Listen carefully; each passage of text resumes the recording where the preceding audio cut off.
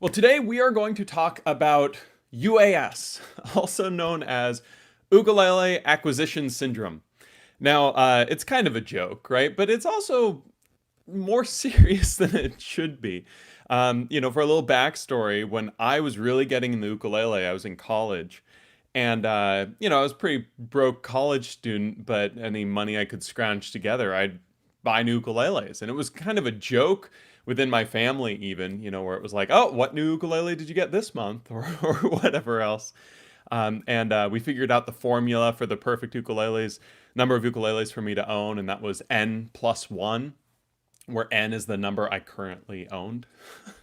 And so it became this sort of comical thing with my friends and family where I was just almost hoarding ukuleles, right? And that at the peak of my UAS suffering, I had it had to be like 25 ukuleles or something, which is just, for me, too many.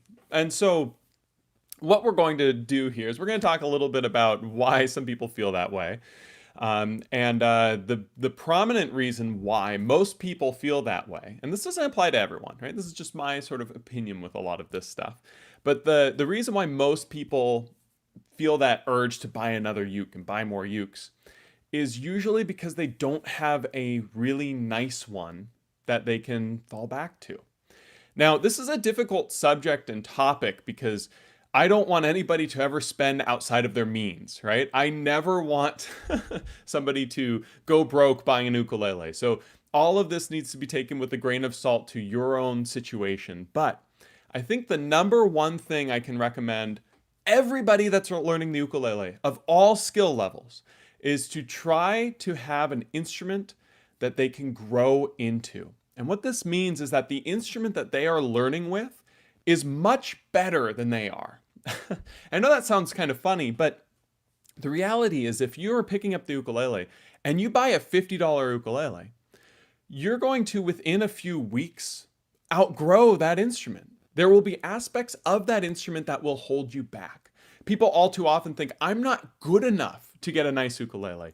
To which I respond, that means it's even more important that you have a nice ukulele, because when you make mistakes, you will know that it's because of you instead of because of the instrument that you're playing.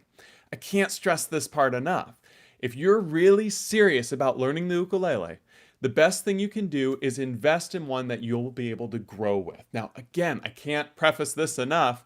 Don't spend outside of your means or anything like that, because I don't want anybody to be going bankrupt spending money on ukuleles. But it's a better idea to invest in a nice instrument than it is to do, really anything else. And think about it this way. A lot of times people buy the $50 uke, and then it's like, oh, I'm going to get a new uke. Buy the $100 uke. And then they buy the $150 uke, and then the $300 uke, and then the $350 uke, and then the $400 uke. And they just keep doing this, and they've got 13 ukuleles where all of them are less than like $500 or something, when they could have just bought one, several $100 to even, close to $1,000 instrument, which is a lot of money. And I'm not advocating, again, spending outside your means with this. $1,000 is a lot of money. But if you're really serious about this endeavor and it's something that you're going to want to do for a long time, investing in that nice instrument can be one of the best things you can do for your progress, because you'll ensure that the instrument that you're playing doesn't hold you back. I've had a lot of private students, will sign up for lessons, and then in the first lesson, they're like, I'm so serious about learning. I'm so excited to take lessons, everything else. And they pick up their ukulele, and it's like, it costs less than the price of the lesson they're taking. And it's like, I would highly recommend buying a nicer ukulele, because that one's holding you back. That one's going to, kind of stop you. So I think that's, the first cure, so to speak, for ukulele acquisition syndrome is just to get a nicer instrument. And it doesn't have to be $1,000. I think I'm probably scaring a lot of people away when I say something like that. A nice instrument can be at a lot of different price ranges. You can get a really nice instrument for a couple $100, but you can't for 50. It's just not in the cards for how they're made. And so what I want to talk about now is how to find this nice instrument, what to be looking for when you are buying an ukulele, whether it's your first or your 25th. it doesn't really matter. The things I'm looking for are pretty much the same. And what I like to look for, I call it I call it, I like to sit and play. And what this means is sit, S-I-T, I look for three primary things. And those things are S, sustain, I, intonation, and T, tone. Those are the three primary things I look for with a new instrument. So the first one, S, sustain. What sustain is how long a note will ring on the instrument. Now, string sets can make a difference on this, right? Much like if you buy a new car with crappy tires, well, the car's not bad, just the tires are. The same can sometimes happen with an ukulele, where strings aren't so great on a really nice ukulele, and that can affect it. But sustain is pretty easy to tell because you can pick up your ukulele and you can play an open string, and you just listen for how long does that open string resonate. Some ukuleles will ring for a long time. Those have great sustain. Others, not so much. I'm going to simulate some bad sustain right now by just kind of lightly touching it. Right? You can hear how it kind of dies. Right? That's not good sustain. This just keeps ringing and ringing and ringing, is great sustain. And the reality is that really, good instruments will have great sustain, and that's such a prerequisite because you're not going to be able to hold notes long enough if your ukulele isn't able to continue the tone of it, continue the sustain as we're going through. And so that's the first thing I look for, mainly just because of the little sit, S is sustain. But I try to listen, okay, how long does the uke ring out? The next thing, I, is intonation. And what intonation means is how in tune is the ukulele up the neck. I've actually owned some really nice ukuleles that I didn't really test the intonation with correctly. And as I got better, I realized, oh no, the intonation's bad on this instrument. And I had to either, exchange it or whatever else. And it was such an awful feeling because I felt so in love with the ukulele I was playing until I realized when I was playing up the neck and everything was out of tune because the intonation was so bad. So the ability to have an ukulele that's in tune up the neck is really critical. And I would even say this is the most important part of these three pieces because intonation is the hardest one to adjust in a lot of ways on a uke. If a uke is built badly and has bad intonation, there's very few things you can do to kind of fix that. Now, a way to test intonation, there's a few different ways. You can just put on a clip-on tuner, play your open string, make sure that's in tune, and then go ahead and fret each one of the frets going up and see how close it is. And you get all the way up to 12, and it should sound the same as open. Now, the intonation on this ukulele, this is one of my favorites. You probably see it in lessons all the time. It's a Kanilea ukulele. The intonation on this is not perfect. And I say this because there's really no such thing as perfect intonation on an ukulele. It's just not in the nature of these nylon string fretted instruments. Humidity, everything else affects this. In fact, I got the luxury of it was so cool. Many years ago, I got to see Jake Shimabukuro in concert when he was in town here in Seattle, and I actually got to jam a little bit with him backstage before the concert, which lifetime highlight, right? It's the coolest thing. And he handed me his ukulele to play, which still is like, again, lifetime highlight.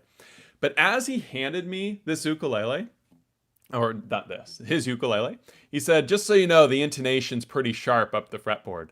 And I was like, what? Like, you're about to play at a sold out crowd and your intonation isn't great on the uke? I didn't say that, right? But sure enough, I went on it and it went pretty sharp. Which this one goes a little sharp, but his actually went even more sharp than that, which is crazy, right? Now, that clearly did not prohibit him from playing, right? And what happened was the intonation kind of went consistently on all the strings going up, and it wasn't too sharp to be unplayable. So the reason I'm bringing up this story is if it's like, oh my God, it's not perfect, my tuner moved that much, that's okay. It doesn't need to be perfect intonation, but rather it needs to make sure that, it intonates and that you're in tune as you're playing, that chords don't sound weird and out of tune when you play them. That's really critical because if it does, you'll be in some trouble. The third thing though, so we have sit and play, right? So sustain, intonation. T is tone. And this is objective. This is completely and utterly objective because everybody likes different tones. So for me, the tone I look for is that sort of quintessential instrumental ukulele tone, and it's like that Jake Shimabukuro sound. It's this really nice full-bodied sound with good sustain, which is the earlier thing, right? And I just look for something that sounds like that because that's what I try to create for my sound when I'm playing the ukulele. I just love that tone. And so that's what I look for. For other people, it might be something more bright, right? So I don't like really bright ukuleles. I like mine to be a little darker and warmer.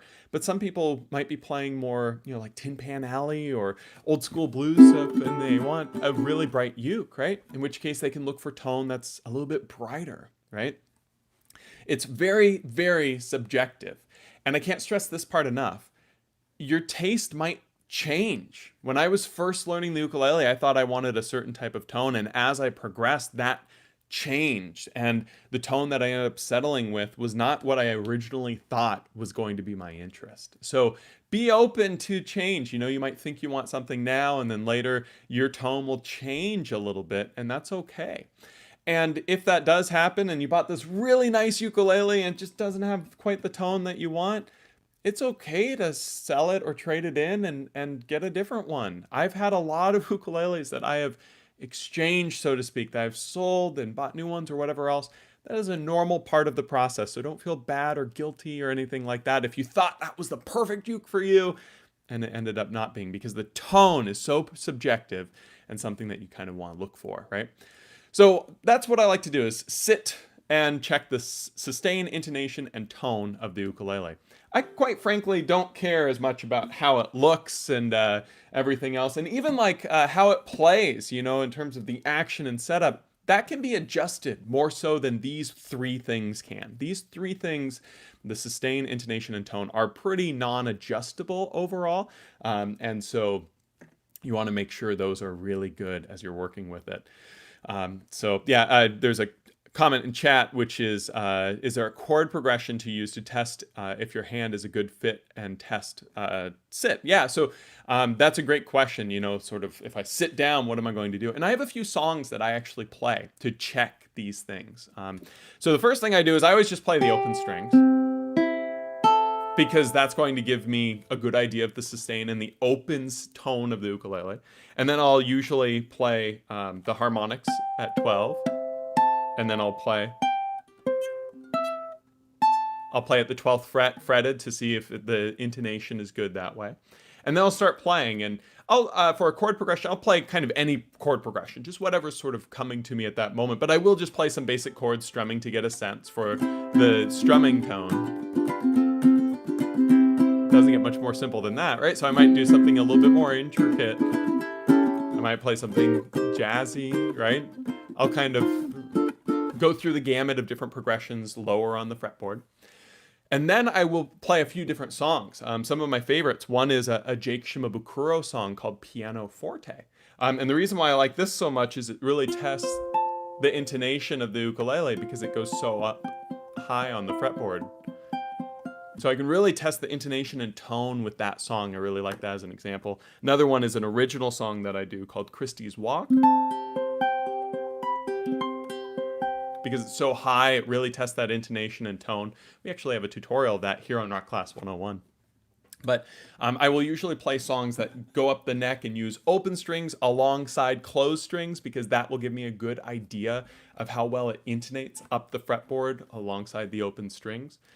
I'll strum a few chords of different styles and whatever else, and then whatever I'm working on at the time, I'll play to, kind of check. To be completely honest, I haven't really gotten a chance to sit, and test a ukulele like that in quite a long while. But that's usually what I would do. Then Zill says, my low G had a terrible intonation on the G string. I was worried but when I restring it with different strings, it's much better, almost perfect. Yeah, and so that's what I tried to allude a little bit to that at the start of this, when I said that strings are kind of like tires on a car. Tires on a car are meant to be replaced. There's no such thing as a tire that you have for the lifespan of the car. Strings are exactly the same. You don't want your strings on there for years. That's not what they're meant to be doing. So replace the strings. Usually intonation issues are because the string has gone bad or whatever else. And so replace the string, oftentimes your intonation gets better. That's one of the reasons why it can sometimes be difficult to play an ukulele in a store, is if that store never changed the strings and the uke's been hanging on the wall for 2 years, it's like test driving a car with worn out tires. It's unfortunate. And so that's something to kind of consider. And you can always try, if you know the brand or whatever else, you can maybe trust that, oh, with a new set of strings it'll be better. But it is a difficulty for sure. I wonder, if there are any stores that put on new strings before they let you try it. That would be pretty cool. But anyway, so that's important for what you're looking for, is the sit. Again, sustain, intonation, and tone. The other thing is where you buy it makes a huge difference too. So if you can try it before you buy it, great. Then you can test all of these things. But that's not realistic for most people. In fact, of the 5 ukuleles I'm going to show you today, I got to try 0 of them before I got them. So that gives you kind of an idea of how realistic it is to actually play before you buy. And we're going to talk about that here.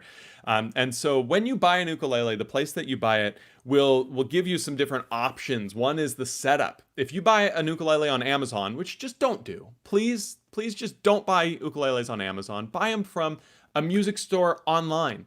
One of my favorites is like Mim's ukuleles. Mim is this fantastic human being in the ukulele world, and she sets up all her ukes. She's just fantastic. Another is Hawaii Music Supply, the ukulele site, right? They're the same thing. They set up their ukes. Uke Republic, another fantastic resource, right? Buy from something like this, not from Amazon, please. Just because you might spend $10 extra, but you're getting a setup usually, and you're also going to be supporting someone that needs it instead of the behemoth that is Amazon. But that's not what this lesson's about. And so when you're buying a new ukulele, make sure you're buying it somewhere that you can kind of trust to get a good setup, and that you can get sort of the reputation behind. And not only that, but the brand that you buy makes a big difference too. I love my Kanilea ukuleles because I know how consistent their instruments are. I've had many students buy Kanileas, and none of them have ever bought a Kanilea and it was a dud. And that's because of the way that they build their ukuleles. They're really, really consistent with their factory. And this ukulele, which was, a custom-made ukulele for me and my teaching with all the bells and whistles, goes through the same process as every single other ukulele that they build. That gives me a lot of confidence to recommend them. I don't recommend them for any reason other than I believe in how they build their ukuleles. And so if you're looking for a new ukulele and you're trying to get one that you can really grow in, Kanilea is kind of, almost the absolute top of the line for that. And they're not cheap, but you're going to get a ukulele that's as nice as mine. No matter what one you buy, it will be this nice, basically. The extra money that you pay usually is going to be for things like wood upgrades or headstocks or whatever else. The tone of a Kanilea is the tone of a Kanilea. And so the reputation of the company and the place that you're buying it from is very important to kind of keep in mind as you're working with it. And then the last thing I consider with all of this is like the tone woods. So tone woods are a really like touchy subject with people, because somebody will decide, I want to buy a new ukulele and it's got to be a cedar top, period. Need a cedar top. And I always crack up with this because the wood doesn't make as big of a difference as you might think. Now, what I mean by this is my Kanilea ukuleles, I've got 2 beautiful Kanilea ukuleles, right? This one's cedar, this one's spruce. Do they sound different? Yeah, absolutely. Here, I'll play a little bit of each so that you can hear it. So here's the cedar, really warm and like dark sound. A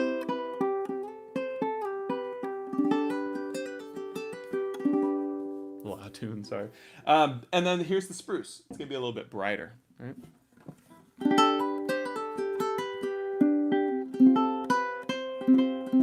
Right? That one is a little darker. This one's a little brighter, no question. So the tone wood made a difference here, right? However, if you had two Kamaka ukuleles, another great brand, and you had a spruce Kamaka and a cedar Kamaka, and you played those side by side, those two Kamakas would sound more similar, and these two Kanaleas would sound more similar than the spruce Kanilea and the spruce Kamaka, and the cedar Kamaka and the cedar Kanilea. The wood makes less of a difference than the builder, is what I'm trying to say, at least in my experience. So when you're looking for a certain tone and everything, you pick the brand for the sound, and then you pick the wood for a little texture on that. And that, I think, is so important when you're considering your new ukulele. Don't think, I want a cedar uke.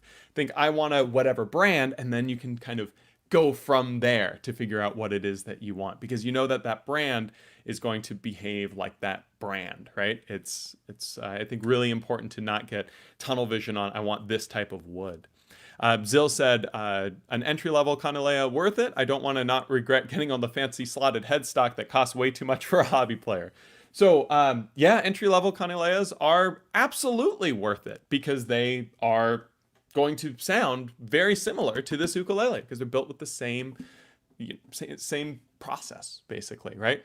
And so people that are on want to invest in a really nice ukulele but don't want to spend thousands on a ukulele because that's a lot of money, getting the entry level of that is the best way to get the best tone for kind of the most budget friendly. Now, that being said, you can go for a headstock if you have the money for it. Don't feel like you need to justify it or anything. Just go for it. If I had to justify my skateboard purchases, for instance, because I've picked back up skateboarding, well, I am truly the most hobbyist skateboarder ever in terms of I'm not going to do anything actually productive or make money off my skateboarding ever. But that being said, I've got way too many skateboards and it's fun. I enjoy it. And so that makes it worthwhile. So if you're enjoying the ukulele and you feel like I'm not good enough to justify something like this, that's just not true. It's totally fine. P Cash says, my hand is smaller, but sometimes I wish I had more room for like a D chord, but yet don't want frets too far apart to reach notes. What's your thought on neck width and neck thickness? Fantastic question. So my Kanilea is a 1.5 inch nut. My more beta, which I will talk about shortly here, is a 1 3/8 inch nut. This was my primary player for the longest time before I got this. And when I got this, it was a bit of an adjustment because of that nut width. And it took some time to get comfortable with this ukulele in the same way I was with this. And at first I didn't like it as much. I was like, I wish it was 1 3/8. But that's just because it's what I was used to. It's not really that one is better than the other. It's just they have different kind of strengths and weaknesses. That being said, if you have a smaller hand, I do recommend 1 3/8 inch nuts more, just because they give you a little bit, of an easier time with bar chords. But you can do anything on a 1.5, and if your hands are a little bigger or you want more room to play certain chords, a 1.5 inch nut gives you a much better room to be able to do that. So now there are songs I can play on this I can't on this for that reason. So that is definitely something to consider, but you'll be able to adapt when you get a nice ukulele, and you start really spending a lot of time with it. You'll get comfortable with whatever it is, even if your hands are small or big. Compared to a guitar, we got nothing on them for how wide everything goes. But I do think that the nut width can make a difference, and then neck thickness makes a difference too. And I've got a lot less experience with this just because most of my ukuleles have pretty close to the same neck thickness, and all my ukuleles I play are relatively thin necks. I know there are some companies that make thicker ones. Some people love it, some people don't. You'll get used to whatever you get with it for sure. But another thing to consider, when you're looking at a brand, you can consider, do I want a wider fretboard or do I want a narrow one? Do I want a thicker neck? Do I want a narrow neck? And kind of help make your decision based on that. I wouldn't use that as the only deciding factor, but rather just another piece of the puzzle of finding the perfect ukulele for you. So that's, the best way I have found to cure UAS is to get a nice instrument that you can grow into, that you don't feel like you're playing around the weaknesses of. And, if you get a nice ukulele like this, you don't need any other ukuleles. You'll never want another one like this, and you'll never want another one like this, and you see the problem here, right? Obviously, I still have a bunch of ukuleles. So what's going on here? Well, when you get your nice uke, you'll definitely notice a lot of the UAS stuff can be kind of quelled a bit, right? But you might still get that itch to get a new ukulele. And so, what's the right number of ukuleles to own? Well, that is completely subjective. There's no right number. I do think that if you have 40 ukuleles, you might have too many because at the end of the day, you can only play one at a time. And if you had 40 ukuleles, then that means you couldn't even, you'd have to double up on the day to get through them all in a month. That might be a bit much. However, I do think that owning something like 4 ukuleles is not actually that crazy at the end of the day, assuming you have a reason for them, right? So I think in an ideal world, the most ideal world, everybody that plays ukulele will have an ukulele that's nice that they can grow into. And again, it doesn't have to be $1,000 ukulele. They can find a couple $100 ukulele or whatever else that will they'll be able to grow into. Good sustain, good tone, good intonation, well set up, whatever else, right? And then the other type of ukulele I think everyone should have is what I call the beater ukulele, the one that they can literally throw around and not worry about. My favorite beater ukulele recently has been this outdoor ukulele. I'm in love with this thing. I paddled a kayak with this. I'm not even kidding. It's made out of carbon. It's nuts. And this thing doesn't sound nearly as good as my Kanilea, but it still sounds really good. The thing that I like the most about it, the sustain. It's got really great sustain. And it's like $200 or something, right? But the thing about this is, the old adage with cameras, like the best camera is the one that you have. Well, that's kind of true with ukuleles too. If you can just throw this in your suitcase and not worry about it with the headstock literally poking out, you're never going to do that with a Kanilea. And that means you might play this more. I got this ukulele a few weeks ago, and I've played more in the last few weeks than I have in months. Years, really, because this thing just sits upstairs and I don't worry about my 4-year-old breaking it. And so it's important to have kind of that beater ukulele, the one that you don't care if it gets scuffed and nicked and whatever else. And brands like Outdoor Ukulele can kind of fulfill that niche really well. Other brands are like Fleas and Flukes. Love those ukuleles too. But the point is, have another uke.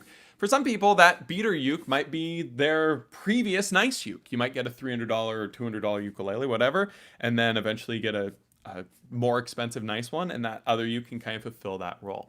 What I would recommend is that your beater ukulele and that your primary player ukulele are similar in feel. So like try to have the neck more similar and the nut width similar so that you get some cross compatibility.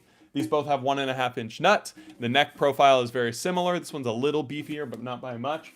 And so I get some cross compatibility when I practice between these two different instruments. So in a perfect world, that's what everyone would have is their primary and their beater.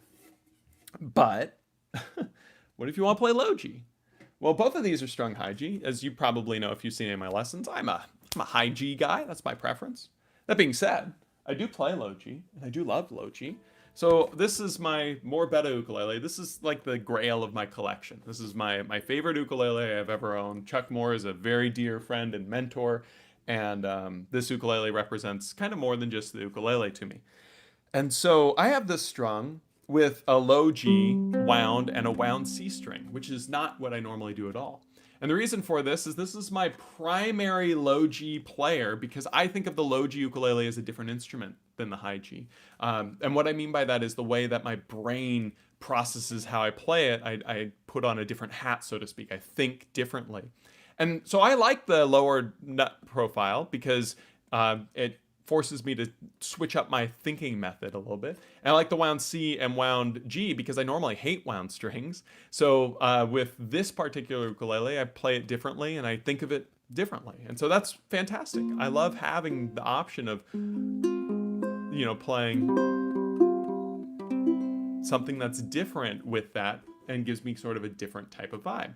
So if you're wanting to play low G and high G, well, you could easily make the argument to have a low G ukulele that you can, have that's really nice. And then like another low G beater. So for me, I've got a soprano outdoor here that's strung with a low G. I tune it up, I think about a half step. I think it sounds better. Now, these are not the same, right? So this doesn't really fulfill that cross thing, but low G for me is not my primary player. So I like having this to kind of throw around. It's super small. The low G gives a different texture than anything else. And So I kind of have two low Gs. So you could make the argument like, okay, 4 ukuleles can be a good number because you've got your high G primary, your high G secondary, your low G primary, your low G secondary. Okay, that's fine. But what if you want to do some like banjolele stuff? What if you want to do some resonator stuff, some electric stuff, right? Now we start getting even more messy, and this is where there's no real one number of ukuleles to own, because if you want that banjo sound for this one song or this setting,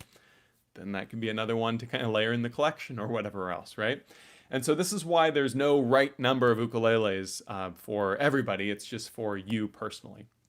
I think where you start is get an ukulele that's nice enough for you to grow in, that you're not immediately like, ugh, it's holding me back. And that'll quell a lot of that initial UAS. And as you progress, you might think, oh, I want a uke for this role or this role or this role.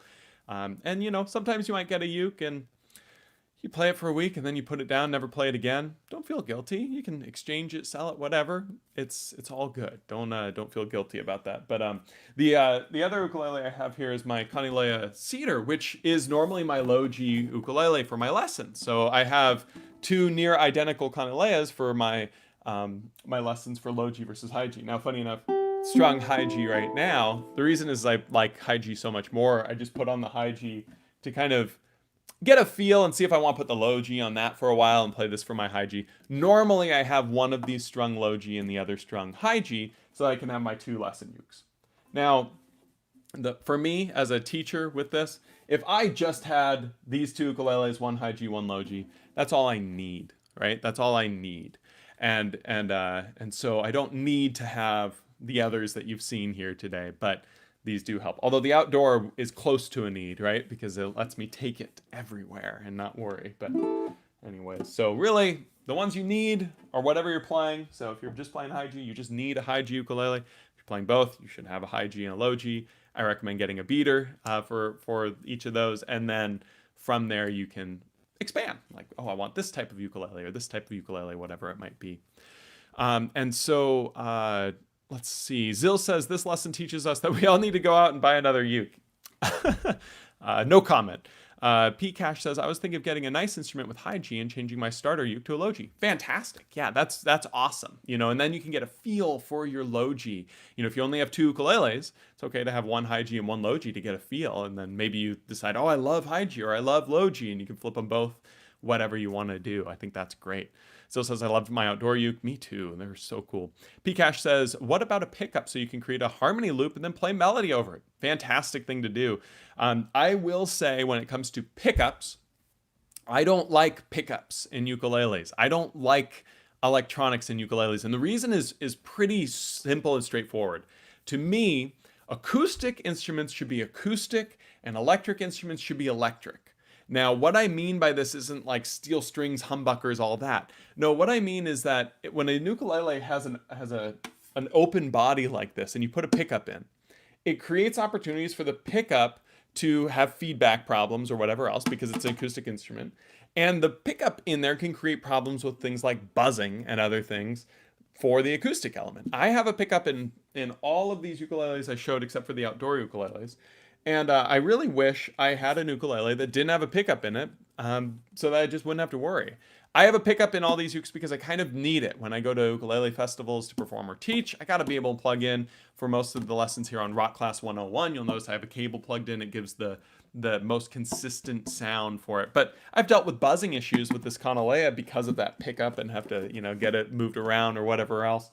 And so that makes it a little bit annoying. If you're trying to create just loops, you can actually do that without a pickup by using a nice microphone. And you can even, when you're recording into like an iPad, phone, or a tablet or computer, you can put headphones into the computer to hear what's being played back and have the microphone so that it just picks up the ukulele.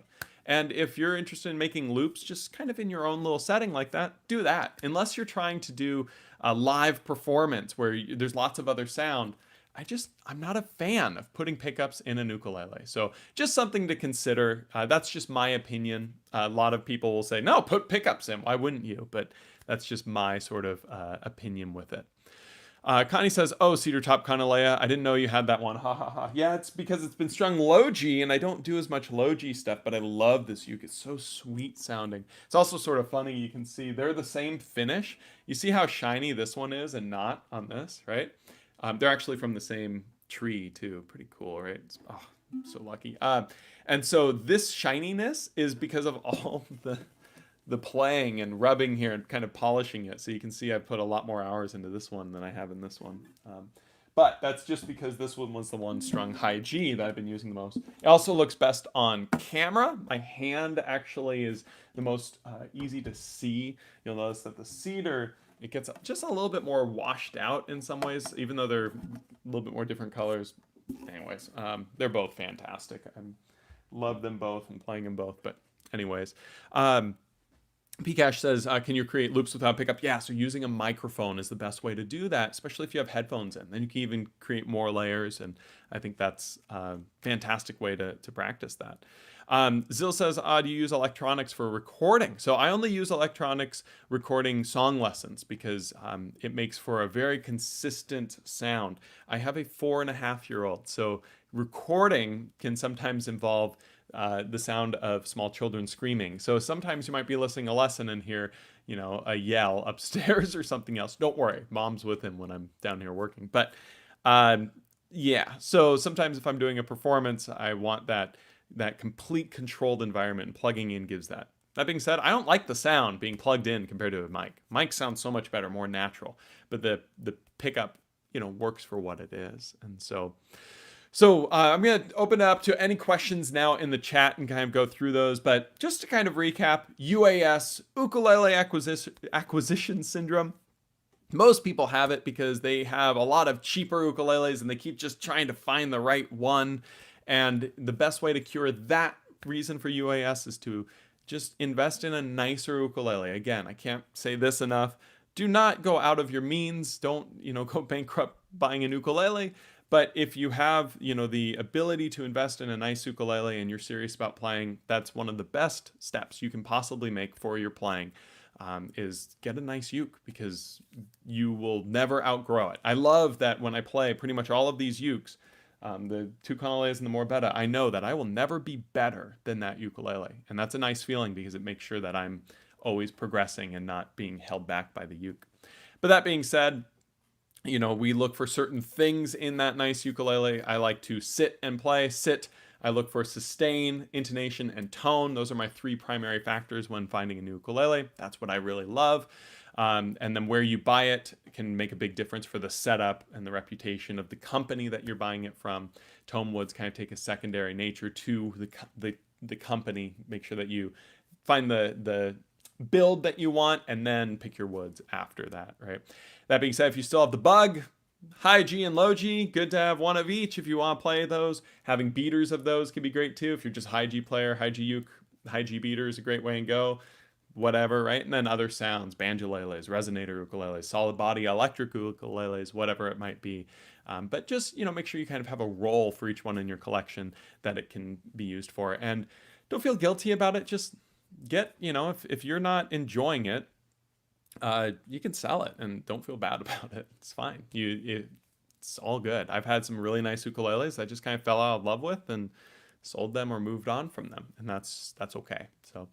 So questions in chat. Pcash says, what about tuners? What should you look for? Open versus closed, etc. So tuners are another subjective thing. I like open tuners more than not. But that's mainly because of how they look. My nicest tuners here are on my Kanilea. I've got a set on each Kanilea. These are called Gilbert tuners, also known as the Jake Shimabukuro tuners. When I was getting this ukulele made, my goal was to get a really nice teaching ukulele from about here down. So I picked the spruce wood because it has nice contrast. It looks good on camera, easy to kind of see my hand. It's harder to see on Koa. And then the fretboard inlay I chose to help with teaching, right? And then the headstock, no, this is not helpful for teaching at all. This is Jake Shimabukuro and Aldrin Guerrero's style headstock, right? And it uses the Gilbert tuners that they use. This is me just nerding out, right? This is me like trying to be like my idols. These tuners are the smoothest I've ever used in my life, no question. but they also cost more than a lot of nice ukuleles do. They are not cheap. And so does this are these tuners worth the several $100s that they are over, Grover tuners? I wouldn't say that they're, exponentially better like that. They are nicer, but I would rather put the money into the instrument than the tuners if that were the case. And so generally speaking, I don't worry too much about tuners until you get to very high end custom ukuleles. If you're buying like a Morbetta or a Kanalea at the top end, you might want to upgrade your tuners. And in that case, just go with whatever the builder is recommending because they're going to have the most experience with how they work with their instruments. So, yeah, I prefer open tuners in general. The best bang for your buck tuner brand, in my experience, is Grover. A lot of different companies use them, and I think they're fantastic. But if you buy just a stock Kanalea, they'll have stock Kanalea tuners, and they're fantastic. They will do the job. Really, you only worry about tuners and cheap ukes, but we're not really talking about cheap ukes right now anyways. So, yeah, so I tend to prefer open geared tuners because of how easy they are. Friction tuners are just harder to use, but some people love them. This tuner looks like a friction tuner on my Morbetta, but there's actually a gear inside of it. So these are actually geared tuners. So geared tuners, I prefer open to closed, but it's a opinion-based thing. And yeah. Zill says, is baritone necessary? New lessons have started in rock class. Yeah, so that's another great kind of justification for a new uke, right? It's like, oh, I want to play baritone, better get a baritone. I will say that the baritone to me, so we've got high G ukulele and then low G ukulele, right? And then baritone's like way over here. And what I mean isn't that's worse. That's not where I'm going, but in different mindsets, because the tuning of a baritone is the same as a guitar, right? It's DGBE and it's low D GBE. So it's literally the same thing as if you took a guitar and you took the top two strings and you cut them off. It's the same exact thing. So I personally don't really play baritone just because if I pick up a baritone, I'm just start feeling like, well, why don't I just pick up a guitar at this point? Just for me. Just me. That's not what everybody needs to feel. But for me, it just hasn't happened where I've been interested in the baritone quite as much. I've also never had a nice baritone. So that goes back to the first part, of like having a nice instrument can sometimes help, influence your enjoyment with it. But yeah, it hasn't interested me as much. However, if you're interested in baritone, go for it. Absolutely. Just go for it because it's super fun to try out different tunings and things. And some people love the sound of it. I've actually got a couple students that play baritones with special string sets tuned to be just a low G standard and high G standard tuning because they like the bigger body. That's pretty cool, right? So, yeah, baritone, another reason why you could own another uke.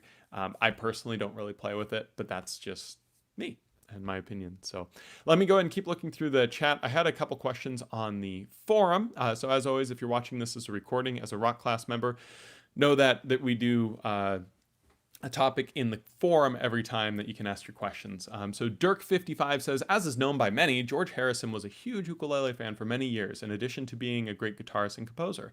And son Donnie grew up with a huge collection of ukes that George had amassed, and has now given his own name to an uke released by Fender under the name Donnie Harrison Ukulele. The question is, for which target group is that uke intended? For the starter, given the price segment, or for the Harrison fans who must have such a copy? Maybe for both. I can already tell you that I have also overcome the feeling of must have, although my hands are itching. Kind regards, Dirk. So, full transparency, I am not a big fan of Fender ukuleles. I love Fender guitars, but their ukuleles I'm bummed about. And the reason I am is because they don't make any nice ukuleles. It's like, God, imagine if they made a nice ukulele. All of their ukuleles are priced as a couple $100s or less. And usually what you're paying for when you buy a Fender ukulele, in my experience, having played Fender ukuleles, is you're buying the gimmick. Like, oh, hey, this ukulele, it looks like a Strat or whatever, right? Or this is the Harrison signature model, or I believe they've got other artists. I think there's like a Billie Eilish one and a Grace Vanderwall. I think I might be wrong on that, but you're paying for that. You're not paying for the tone of a really nice instrument. And so Fender ukes could be fun to kind of get and hang on the wall, and but I don't think that you'll like the tone of them like you will from a company that's dedicated to making very nice ukuleles. I feel like Fender's intent with these ukes is not to make the best instrument they can for the money. It's rather to kind of fulfill a niche gimmick, and that's fine. There's a place for that, but I personally am not a fan of that or interested in it. So if you're a big Harrison fan and you want to hang that on the wall, go for it. That's awesome. But don't expect an ukulele that sounds better than the cost you paid for it. And so another question here, or comment by Deb1985. I proudly own 5 ukes. LOL. I have an original Kala tenor that hangs on my living room wall, a solid wood low G tenor Kala, a solid wood high G concert pono, solid wood baritone pono, and a flight travel soprano ukulele. I love all of them for their different sounds and uses. I think most of my UAS purchases was when I was learning a song with some big stretch chords, and I convinced myself I need a concert size so it'd be easier. Fantastic comment. So sounds like you have a really nice little quiver of ukuleles. And so in like the skateboarding world, we use this term quiver to describe like our little fleet of skateboards. So to make this skateboard analogy, you might want a board to skate on like flat ground streets. You might want a board to skate at the skate park. You might want a board to cruise around. And like the one that you use in the flat ground stuff might be smaller, easier to flip. The one at the skate park might be a little bit bigger and more stable. The one to cruise around might have really soft wheels, right? You could justify a lot of different skateboards. I have like 5 skateboards set up. I can only use one at a time, but each one has like its own role. Now, is 5 too many? I think 5 might be too many. I think 4 is, good to have kind of each one of these things covered, and then you start getting redundancy, and that's when you get a little bit of a problem. And so with those 5 ukuleles, though, it sounds like you have a very clear sort of role for each of them, and that's awesome. I think that getting like the ponos was a really good idea, because pono is a much nicer ukulele. I'm always nice. I always like to hear when people say like, I have a pono, which is a great like $500 to $800. It might even be more now. I'm not as educated as I should be with the price of them. Ukulele. I'd rather hear someone have that than like 4 $200 ukes, right? But yeah, it sounds like you've got a good role with them, and that's fantastic. So very cool. P Cash says, "Do you have a pineapple uke?" Ha. No. I've owned pineapple ukes, right? So I have had pineapple ukes. I don't at the moment. If I were to get a pineapple uke, I'd get a little pineapple soprano. I'd get like a Kamaka pineapple soprano, and it would be a little bit of a gimmick for me, and that's why I don't have one. And so I think they're cool, and I think if you're trying to get a certain type of sound, they can facilitate that, especially in the world of soprano ukuleles. But yeah, I don't have a pineapple, but that's another thing that can kind of fulfill that role. So as long as you're finding the roles within your quiver of ukuleles, you can kind of justify it. So let's see if there are any other questions. If not, we'll end this stream talking about ukulele acquisition syndrome, something I had suffered with for many years. I will say I don't really have it that much anymore. You see, it's funny that I say that because I've gotten these 2 ukuleles in the last couple months, right? But the last time before these that I got a new ukulele was the Cedar Kanilea, and I got that like 3 years ago. And the last uke I got before that was the Spruce Kanilea, which I got 5 years ago, I believe. And 5 years. And the last one before that was the Morbetta, which I got 6 years ago. And so I think things really kind of slowed down when I got those, just because I didn't feel that need anymore. I had the uke for the role, and I loved playing it. So Connie said, I wouldn't have guessed you had UAS. I thought you only had one of each high G and low G tenors. Well, that's because I usually on camera only use a couple of them. But yeah, certainly have ukes around. One of the most special ukes in my collection is this one right here. This is a Harmony plastic fretboard. It's been missing the back for a while. Obviously not playable. Why do I have this? My grandfather wooed my grandmother with the ukulele. This was my grandmother's ukulele, and my grandpa would, and when they were in college, would stop by her sorority to ask to borrow her ukulele. And one day when he was returning it to her, he played her a song, and the rest is history, supposedly. So I'm probably sitting here today because of this ukulele, right? So sometimes ukuleles can be more than ukuleles, right? Like this is not worth anything. This is like plywood, broken, everything else. But to me, it's worth a lot. So, keep that in mind too. Sometimes ukuleles can have sentimental reasons to exist, and that's totally fine. So this would be one of the very last ones I think to leave my collection because of how much that story means to me. So pretty cool. Pcash says 4.5-year-olds cost plenty. Yeah, this world is expensive, but I'm digressing. So June says my dad's harmony uke was my inspiration to starting play us. You're awesome. That's so cool, right? I wouldn't recommend continuing to play that harmony uke. Maybe it's an exception and really great, but getting a nicer uke can certainly help. But that doesn't change the inspiration that uke originally had. So. Awesome. Well, I really appreciate you all joining me this Saturday morning for talking about UAS. Hopefully this has been a nice little therapy session and some justification for why you might purchase too many ukuleles and how you can hopefully quell that urge and, get some validation for it as well. So hope you all have a wonderful weekend. Take it easy. Thanks so much. Talk to you later.